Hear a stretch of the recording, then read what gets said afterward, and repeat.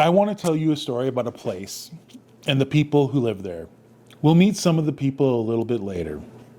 The place is in eastern South Dakota, Deuel County, specifically Scandinavia Township, a rural spot near the small towns of Toronto, Astoria, and Brant.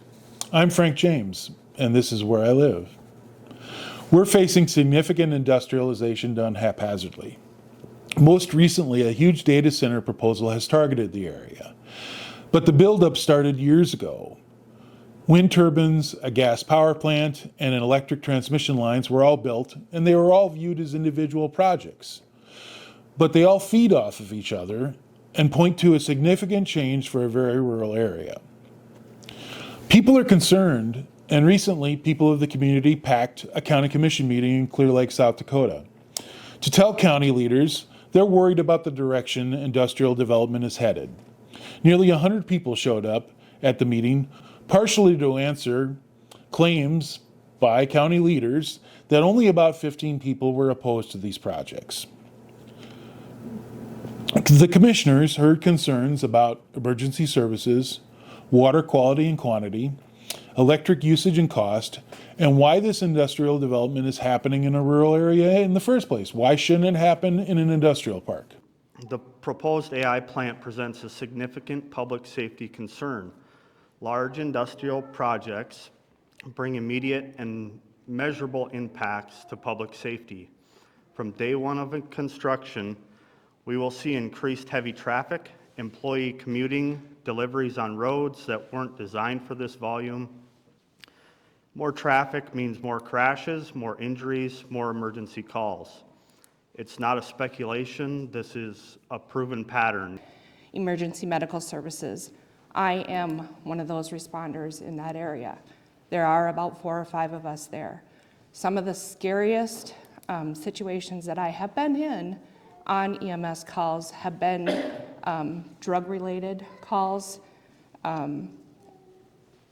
Yes, drug-related calls. And we know that these types of projects bring that element to our county. The commissioner also heard from young people who were concerned about what industrialization would mean for their plans to raise families, plans to farm in the area. I want to stay around and farm, but I look everywhere I look. I'll stand on my deck and I look to the south, there is a substation.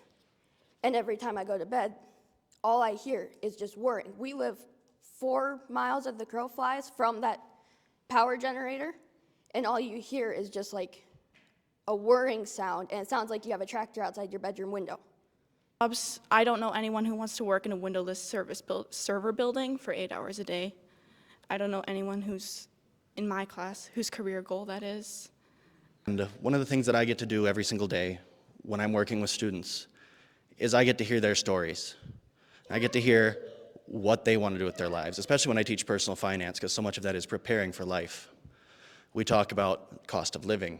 Where are you going to live? What are you going to do? How are you going to prepare for your careers? So many of them want to live here, but this is going to make it far more difficult. Yeah. Now, proponents of the project mostly point out property tax assessment increases and jobs as a reason to support this project. But that only looks at half of the story, as even half of the economic story. Yeah, there could be more jobs, there will be more jobs, and there will be more tax income. However, it doesn't take into account the expenses. Things like emergency services, roads, increase in the cost of electricity to everyone around. These are all costs. It also doesn't consider what I would call shared resources. Now, shared resources, they're hard to put a value on. And often we don't think about them until they're gone. Resources that are shared are things like clean and plentiful water, clean air, open spaces, quiet, and being able to see the stars at night. South Dakota has a history of treating projects like this as prizes that they want to win, rather than as negotiations between communities and developers that often want to deposit our shared resources in their balance sheets along with their other profits. And we can do things to change the outcome for our community and for South Dakota.